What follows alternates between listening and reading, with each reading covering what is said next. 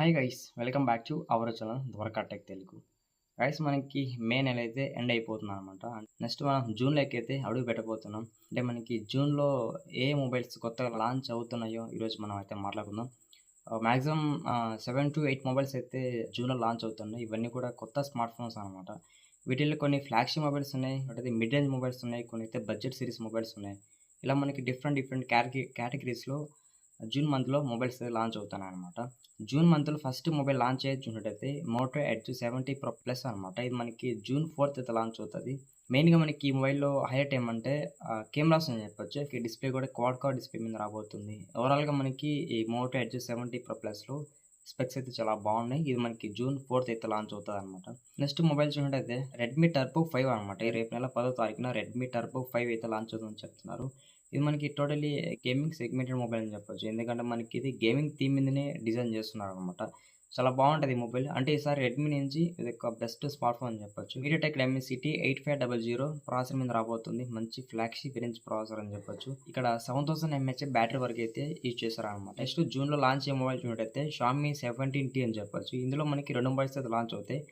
Xiaomi 17T, Xiaomi 17T Pro. So మనకి ఈ 2 mobiles కూడా నెక్స్ట్ మంత్ లాంచ్ అవుతాయి అనమాట. డిస్ప్లేలో డాల్బీ విజన్ సపోర్ట్ చేస్తుంది. ప్రాసెసర్ కూడా మంచి ప్రాసెసర్ అయితే యూజ్ చేశారనమాట.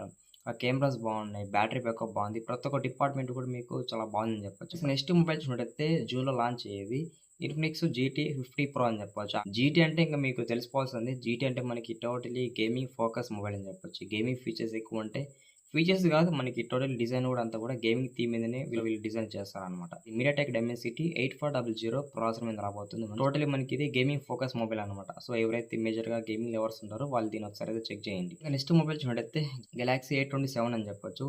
ఈ మొబైల్ కూడా మనకి జూన్ అయితే లాంచ్ అవుతుంది. బట్ పర్టికులర్గా ఎప్పుడు లాంచ్ అవుతుంది అనేది డేట్ మెన్షన్ చేయలేదు. నెక్స్ట్ మంత్ లాంచ్ అవ్వచ్చని వీళ్ళు చెప్తున్నారు. 120 Hz AMOLED డిస్ప్లే మీద రాబోతుంది. డిస్ప్లే క్వాలిటీ అయితే చాలా బాగుంటుంది సామ్సంగ్ ఏ సిరీస్ లో. అలాగే ఇది 50 MP OIS కెమెరా రాబోతుంది. 5000 mAh బ్యాటరీతో రాబోతుంది అనమాట. ఇలా ఇందులో మనకి కొన్ని స్పెసిఫికేషన్స్ అయితే చాలా బాగున్నాయని చెప్పొచ్చు. నెక్స్ట్ మొబైల్ చూడైతే OnePlus 15S అనమాట.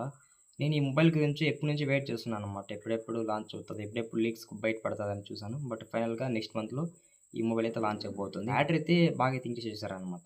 7500 mAh బ్యాటరీ అయితే ఇంక్రీజ్ చేశారు. యాక్చువల్ మనకి ఫ్లాగ్షిప్ సిరీస్ మొబైల్స్ కి బ్యాటరీ అనేది పెద్దగా బెటర్ అనమాట. గైస్, మనకి ఈ మొబైల్ కూడా జూన్ లో అయితే లాంచ్ అవుతుంది అనమాట. నెక్స్ట్ మొబైల్ చూసినట్టయితే iQOO G11 అనమాట. ఎందుకంటే iQOO G సిరీస్ మనకి చాలా బాగుంటాయి. మనం రీసెంట్గా మనం లాస్ట్ ఇయర్ కూడా చూడొచ్చు iQOO G10 ఎంత బాగా సక్సెస్ అయింది అనేది. దాని సక్సెసర్గా వీళ్ళు iQOO G11 ని లాంచ్ చేస్తున్నారు అనమాట. గైస్, ఇది కూడా మనకి నెక్స్ట్ మంత్ లాంచ్ అవుతుంది. పర్టికులర్గా ఏ డేట్ లాంచ్ అవుతుంది అనేది ఇన్ఫర్మేషన్ బయటపడలేదు. బట్ మనకి స్నాప్డ్రాగన్ 7 సిరీస్ ప్రాసెసర్ అయితే యూజ్ చేస్తారు. స్నాప్డ్రాగన్ 7 Gen 4 ప్రాసెసర్ అయితే యూజ్ చేస్తారు. మంచి ఫ్లాగ్షిప్ రేంజ్ ప్రాసెసర్ అని చెప్పొచ్చు. ఓవరాల్గా iQOO G11 స్పెక్స్ కూడా అయితే చాలా బాగున్నాయి. గైస్, ఇంకా మనం లాస్ట్ మొబైల్ చూసినట్టయితే నెక్స్ట్ మంత్ లాంచ్ అయ్యేది Realme P4R అనమాట. ఇందులో హైలైట్ ఏమంటే బ్యాటరీ ఇది 8000 mAh బ్యాటరీతో రాబోతుంది. వెరీ బిగ్గెస్ట్ బ్యాటరీ అని చెప్పొచ్చు.